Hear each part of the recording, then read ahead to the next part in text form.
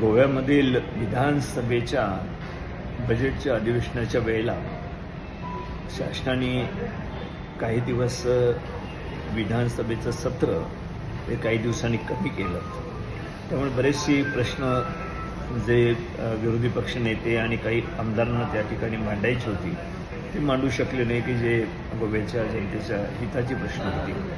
मग यामध्ये युरी मावनी जी भूमिका घेतली की अधिवेशन चाललं असतं तर ते योग्य होतं. गोव्यातील जनतेच्या दृष्टिकोनातून महत्त्वाचे विषय होते की ज्यावर आम्हाला चर्चा करता आली असती. परंतु त्यावेळेला अधिवेशन थांबलं गेलं आणि विजय सरदेसाई जे गोवा फॉरवर्डचे नेते आहेत, अध्यक्ष आहेत, ते त्या ठिकाणी सदनामध्ये थांबले आणि त्यांनी ज्या पद्धतीनं ते अधिवेशन सरकारच्या याला त्यांनी पूरक अशा प्रकारचे शब्द वापरले, तर त्यावरून युरी माओ आणि काही आमदारांमध्ये त्या ठिकाणी मतभेद झाले आणि त्यावरची जे युरी माओने दिली प्रतिक्रिया जी होती ती योग्यच होती. त्यामध्ये बोलत असताना रागाच्या यामध्ये त्यांनी जे काही शब्द वापरले त्यामध्ये एक दोन शब्द असे होते की ते न पटणारी होती, की असे वापरू नये, हेच माझा हेतू होता. आणि ज्या वेळेला मला प्रश्न विचारण्यात आले गोवामधल्या काही पत्रकारांनी, त्यावेळेला त्या शब्दांच्या संदर्भामधला विषय धरून मी हे सांगितलं की अशा प्रकारचे कोणीही त्या ठिकाणी शब्द वापरू नये, त्याला काही आमची संमती असू शकत नाही.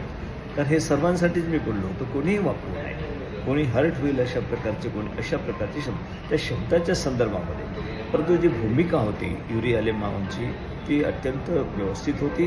त्यांच्या पाठीमागे काँग्रेस पक्ष मजबूतीनं आहेत, परंतु काही गैरसमज पसरवून देण्याचा जो प्रयत्न काही लोक करतायत आणि त्यामध्ये काही पार्टीसुद्धा काही फायदा घेण्याचा जो प्रयत्न करतायत ते चुकीचं आहे. यामध्ये युरी माओंच्या पाठीमागे आम्ही भक्कमपणे उभा आहोत आणि ते काँग्रेस पक्षाचे राज्याचे नेते आहेत आणि या ठिकाणचे कुठलेही निर्णय पक्षाच्या संदर्भामध्ये ते घेऊ शकतात आणि कुठले निर्णय घेतले पाहिजे त्या संदर्भाची माहिती आम्हाला देऊ शकतात. त्यांना पूर्णपणे तो अधिकार आहे.